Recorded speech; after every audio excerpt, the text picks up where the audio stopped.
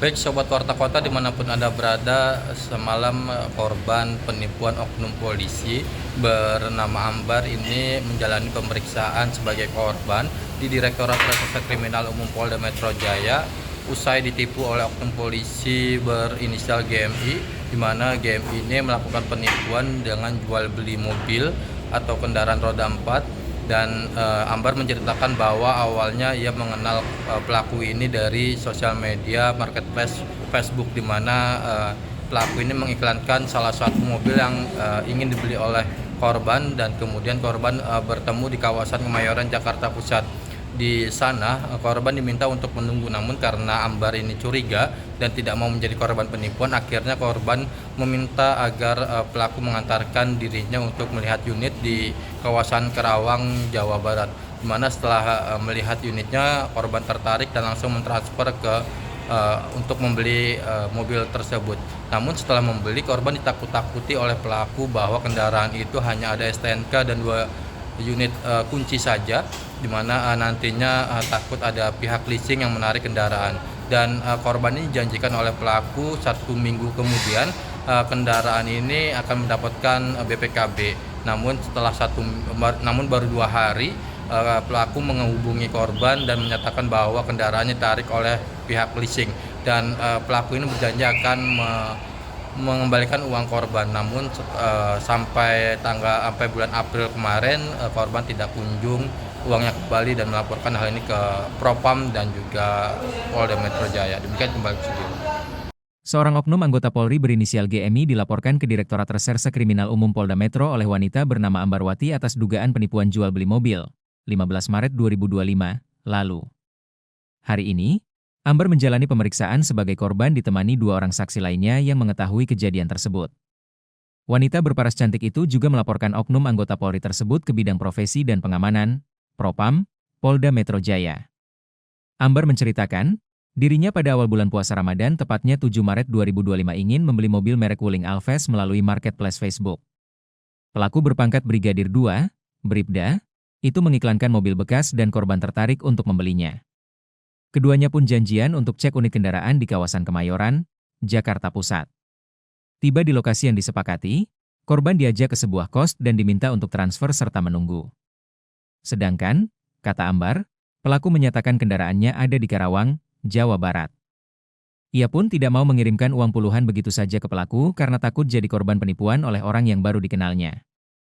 Sehingga ia pun ikut dengan oknum polisi itu ke Karawang, Jawa Barat untuk cek unit. Ungkap Ambar, Selasa, 29 April 2025. Data pribadi juga sih. Jadi hari ini saya datang ke Reskrimum karena saya kebetulan dapat musibah karena saya kena tipu. Modusnya ini jual beli mobil. Ya, jadi saya ketemu pelaku ini itu di marketplace Facebook ya pada 7 Maret 2025 di bulan lalu. Kenapa baru saya laporin sekarang? Karena pelakunya baru kabur di tanggal 7 April bulan ini. Saya kenal pelaku itu karena saya lihat dia mengiklankan sebuah mobil bekas yang memang pada situ saya cari kan. Cuman kemudian setelah saya kenal, kita lanjut dari Facebook ke WhatsApp. Lalu dari situ kita sepakat untuk COD di daerah Kemayoran. Sesampainya saya ke Kemayoran, si pelaku ini bilang kalau mobilnya itu adanya di Karawang. Akhirnya saya diajak pelaku, awalnya disuruh untuk di kosannya dia dulu, tunggu di sini aja. Cuman karena saya curiga, takut nanti saya udah transfer kan, tiba-tiba dibawa kabur apa gimana, makanya saya maksa buat ikut ke Karawang. Akhirnya setelah sampai sana, dia cek mobil segala macem. Oke tuh, akhirnya saya bayar.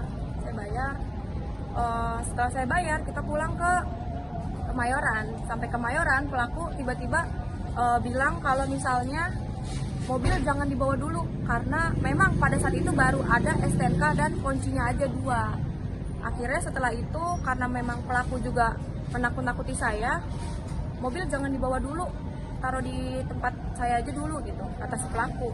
Karena takutnya nanti di jalan ditarik leasing kah, atau nanti ada razia bisa diberhentikan polisi atau gimana. Karena saya takut juga. Akhirnya ya udah, saya percayakan, saya juga bingung itu bisa percaya. Mungkin karena saya takut juga ya. Kira ya udah ditaruh di situ, dijanjiinnya surat-surat lengkap itu seminggu setelah saya beli mobil ini, nanti minggu depan balik lagi. Ternyata belum ada seminggu, baru 2 hari si pelaku ini bilang kalau mobil itu bermasalah, mau ditarik leasing dengan catatan dia akan bertanggung jawab, akan mengembalikan uang saya. Tetapi saya tunggu-tunggu, saya tagih-tagih selama 1 bulan itu, periode bulan Maret sampai puncaknya tanggal 7 April, pelaku kabur dari kosannya. Ketika saya ke sana, pelaku juga menghilang. Nah, sebelum itu juga saya sempat dapat pelecehan seksual ketika saya datang menagih kosannya, karena yang saya tahu kan ketika saya ke sana itu kan pelaku ini kan tinggal bareng ceweknya ya di kosan, dan juga beberapa temannya sering ada di kosan, makanya saya nagih ke sana. Tapi pada saat itu memang pelaku sendiri, dan saya juga nggak tahu kalau pelaku memang dalam keadaan sendiri. Akhirnya ya terjadilah dia melecehkan saya seperti itu. Jangan lupa subscribe ya.